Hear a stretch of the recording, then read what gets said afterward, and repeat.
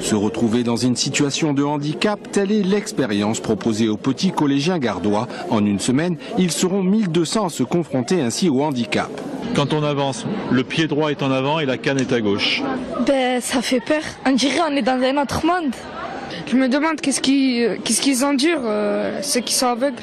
Une expérience proposée dans le cadre de l'opération Différent comme tout le monde et qui vise à préparer le citoyen de demain. Il faut apprendre aux jeunes que le handicap ne doit pas faire peur et que l'on doit d'abord le comprendre. Parce que quand on comprend quelque chose, eh bien, on n'en a pas peur.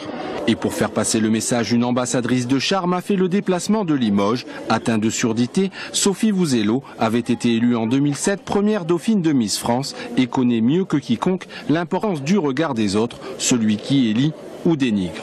Moi, je suis née sourde et j'ai grandi comme ça et je me sens normale. Donc mon handicap, c'était aussi la société qui me donnait mon handicap.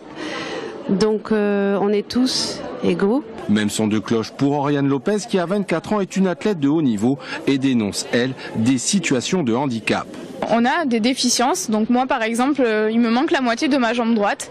Quelqu'un qui est en fauteuil, s'il n'a pas un trottoir trop haut à monter, s'il n'a pas des difficultés pour être monté dans une voiture, etc., il n'aura pas de situation de handicap. Le handicap, c'est quelque chose qui est en lien avec l'environnement. D'où la nécessité de continuer à améliorer les infrastructures. Paru aujourd'hui le classement des villes de l'Association des paralysés de France en fonction de leur accessibilité positionne Nîmes en milieu de tableau à la 48e place. Un mieux, l'an passé, elle pointait à la 86e.